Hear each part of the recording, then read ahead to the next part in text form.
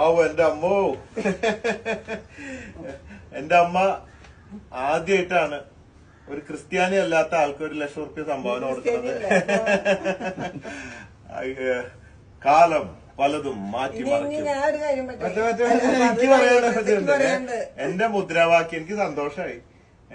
Conquer the world with love, സ്നേഹം കൊണ്ട് ലോകം കീഴടക്കാന്നുള്ള, ജാതി മതങ്ങൾക്കൊക്കെ അതീതമായി ചിന്തിക്കുക എന്നുള്ളത് വലിയൊരു കാര്യമാണ്.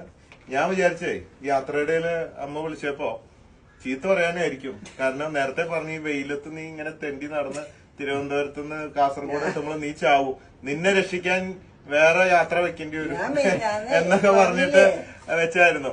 അപ്പൊ അതിന് ചീത്ത പറഞ്ഞിട്ട് പുറപ്പെടുമ്പോ പക്ഷെ ഇപ്പൊ അത് നേരം മാറി. നീ നന്നായി ചെയ്തതെന്നാണ്.